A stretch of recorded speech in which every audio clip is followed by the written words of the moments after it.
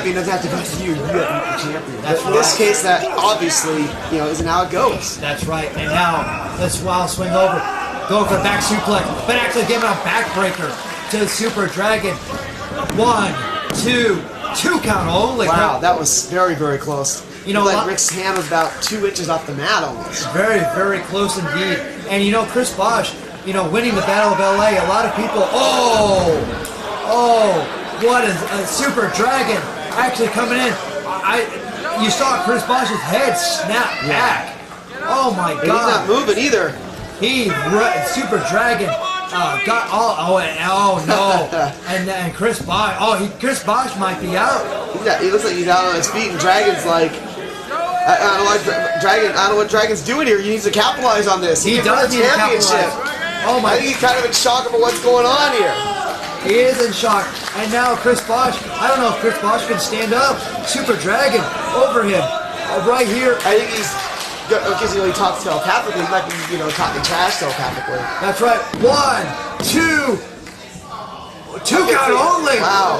He must have barely kicked out. I don't even see what. You can tell from this camera angle. Unfortunately, we only have our hard cam, and this guy he's obviously on the opposite side of the ring. That's right. Unfortunately for us. And Super Dragon throwing his attention away from. Well, we saw Joey coming to give in, and so he figured, I think he wants to beat the champion. Shot to the midsection. He wants to beat the champion. That's right. That's right. And now, powerbomb fights. Honestly, Joey doesn't care though. Joey doesn't. I would think he wouldn't care. Not at all. And now, Chris Bosh is rolled to ringside. I believe that he must have been knocked out. I don't know what else could have happened there. Because he's still out there recuperating, or who knows what he's doing out there. And now I don't see him yet. Joey Ryan is very old and historic. And yes. We don't want to ruin it. The fans here at ringside, oh my God. 2 men. Can we have a triple count out? What happens then? I wonder. I don't know.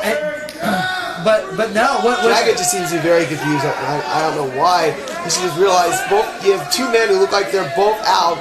The title is in Dragon's hands. Has Dragon knocked out both opponents here? Dragon, I don't know what Dragon's doing. I can't explain his.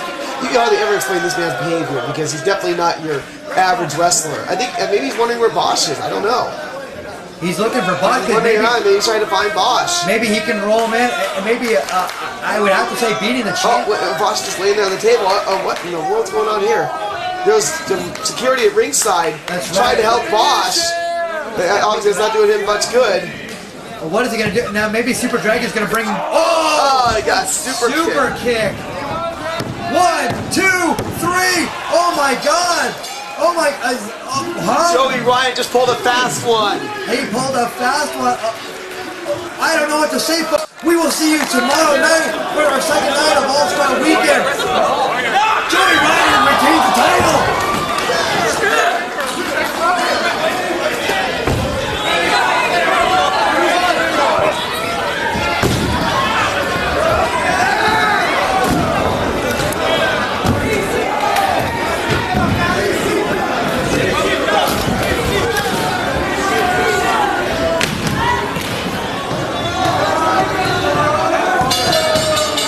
Static. That's the name. I was saying like Sandika. I don't know why that threw in an extra letter. I thought you said Santa cunt. Oh. Yeah, Santa cunt. To protect her identity, that's my new name for her. We shall refer to her as Santa cunt. So as we don't get demonetized, we will call her Santa cunt. Santa cunt. What, you got to keep that. That's her new name, Santa cunt. I will try to put it 4 minutes into the video. Hopefully they'll quit paying attention by then. Can't believe it. Anyways, what about her? Was it a death match between you two that went like weird, or was it just the normal match? No, people. So when I first wrestled her, people were hyping up the fact that she was having matches with a lot of other people, and like she put Gage, like the match with Gage really took a lot out of Gage at that time, and like the guys were finding it difficult to work with her because she was just, basically fighting a coked up bear is what Murdoch said. And so the match got booked because a lot of the fans were like, "Hey, because fans would see it, they're like, hey, let's see if Mickie can calm her ass down or control her." And I'm like, all right, well, if she found out she was booked against me, she was sending messages to promoters that they were showing me, but it was kind of taken out of context where she was saying because she had to wrestle a girl, she was gonna have to not necessarily shoot, but shoot, whatever. And they tried to make it as being like an animosity thing with her. And when reality was, she was trained a lot like how I was trained by men in a group where we were told that we weren't ever gonna, be anything out of it. She came up in Zona 23, which is like one of the most intimidating deathmatch companies right now, and she had to climb her rank there. If she comes over here, now she's wrestling just another female. She's got to present herself accordingly. And when she goes back, she's gonna be knocked down on that phone pole. I get it, but I knew what it was, and I was already in a bad way during that match, anyways. Because a few years ago, I found out there's nothing between my L4 and L5. It just slides over top each other, and sometimes gets stuck. And they put me on pain pills. I was on pain pills for about 4 or 5 years, and stopped. I didn't want to stop the pain pills altogether because I became addicted bad. The first weekend I was without pain pills was the weekend I wrestled Exotica, because it was like, if I'm gonna do this, I got to do this without the pain pills. I'm gonna do this now. Like this is my sign. And I matched her crazy when it was necessary, and then at the end, she started unloading, and my own family member, well, people I tell people is my family. It's like my friend and her kids, but they're like my nieces and nephews. They were so hammered, and they thought they freaked out because Sadika started waylaying me with light, like I'm on the mat, not moving. She's just bam, bam, bam, bam, bam, bam, light tube Armageddon, one right after the other. And they got so upset with her. Like my littlest niece slapped the shit out of her. She's like 20, 21 at this time. She slapped the shit out of her, and they were throwing light tubes at her and shit, trying to get in the ring to beat her ass, trying to pull me out. But that's because Demonto didn't smarten anybody up. But I, afterwards, it was like a mutual understanding, a mutual respect thing.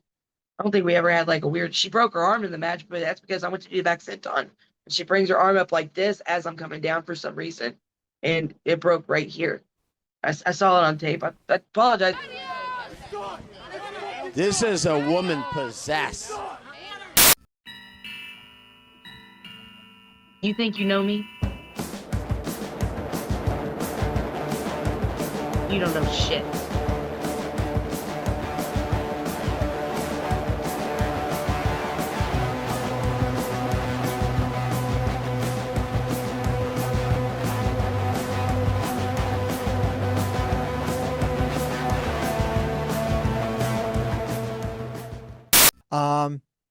Mickie, I really appreciate you coming on Grapple Vision, just to kind of shed a little bit of light onto this story. I understand it's going to be all over the internet today, and we just wanted to give you a chance to speak towards what we're seeing when we watch this footage, when everybody's going to start seeing this footage. And I know you, I like to think that you're a friend of mine, and I saw what I saw, and I saw Mickie Knuckles doing her best to take care of a situation that had gone out of control. And I know you're a good person, and you were just trying to take care of everybody in the ring, as you always do, as you've done over your, I don't want to age you, but 20-year career. Thank you. Always good. I'm sorry, make it. No, you're not. But look, It's okay. look, if you want to know about that career, Mickie Knuckles just wrote a book. It's available down on Amazon.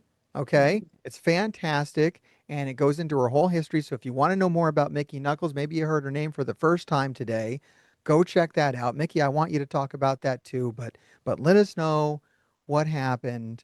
What are people seeing in that video? That's what I want to ask. It was an accident. It's something that unfortunately is a risk of what we do. Um, it's like when somebody gets gashed with a bundle of light tubes because they break the wrong way, or the eye injury that happened to me a while ago. Accidents happen, unfortunately. So did So I you was like, Did you have the meteorite liquid, or did you have I don't know. Tony went to that. You could see it. Tony goes in the corner and looks down, and there's a bottle there with his hat. But he looks at it and he puts it back down like it's not the right bottle. And he starts looking around. And I look to my right and I see the bottle in that corner. So I go and I pick it up and I go to hand it to him. And he points to the board, and then it goes to hand me his lighter. And I was like, well, I got a lighter in my booth, you know. The dregs here. We're using whatever we can find. It's Oh, shit. No. Oh, here we go. Oh, no. Oh, this is not a good Everybody, situation. please back up for your safety. Oh. Holy shit. Oh! Through the fire! Oh, my God! Oh, shit, he's on fire! Oh, my God! Oh, he's on fire! Oh, my fucking God! Unbelievable Guys, holy violence! shit! This is fucking insane! Are they fucking seeing this? Get water out here! Get And it, you know, I tried to do what I could to put this person out, to put him out, because no way. I mean, I never want anybody to be harmed. I mean, what we do is crazy enough as it is. We're supposed to walk away from it. We're not supposed to be like ultimately hurt to the point of going to the hospital and things. I mean, I understand accidents happen, so I feel so fucking bad about it. But I didn't think even. I just knew I needed to get him out. I just didn't want him. I didn't want him to be on fire.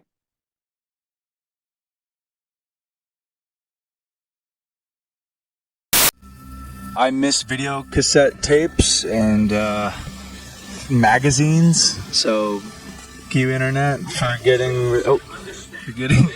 Whoops. Fudge you, internet, for getting rid of magazines and videos. I grew up on wrestling magazines. I didn't watch it on TV.